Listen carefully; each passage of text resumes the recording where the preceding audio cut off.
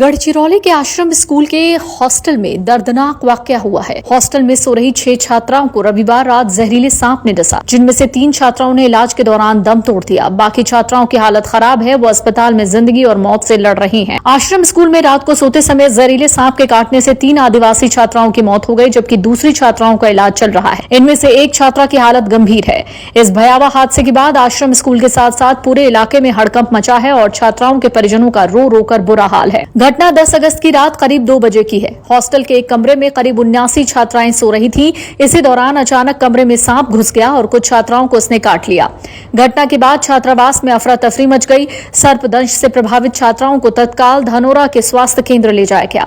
उपचार के दौरान 2 छात्राओं की मौत हो गई। गंभीर हालत में एक छात्रा को गढ़चिरौली जिला अस्पताल रेफर किया गया है, लेकिन इलाज के दौरान उसकी मौत हो गई। इस तरह इस दर्दनाक हादसे में अब तक 3 छात्राओं की मौत हो चुकी है, वहीं दूसरी छात्राओं का उपचार चल रहा है। घटना के बाद हॉस्टल में रहने वाली अन्य छात्राओं में भी डर और दहशत का माहौल है। कुछ छात्राओं को घबराहट, बेचैनी और उल्टी जैसी शिकायतें हैं। वहीं इस हादसे के बाद आश्रमशाला की व्यवस्थाओं को लेकर गंभीर सवाल उठ रहे हैं। छात्राओं को जमीन पर गद्दे बिछाकर सुलाया जाता था और एक गद्दे पर 2 छात्राओं के सोने की व्यवस्था होने की बात सामने आई। अब सवाल है, क्या छात्राओं के लिए सुरक्षित और पर्याप्त सोने की व्यवस्था थी?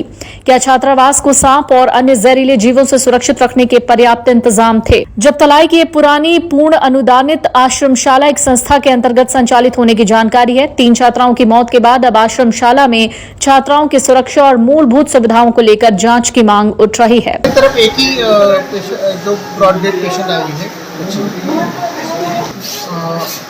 अभी फिलहाल 3 लड़कियां यहाँ भर्ती है, एडमिटेड है, और एक पेशेंट वेंटिलेटर पे है, एक क्रिटिकल है और एक मॉडरेट इसमें है। ऐसे टोटल 3 पेशेंट एडमिट।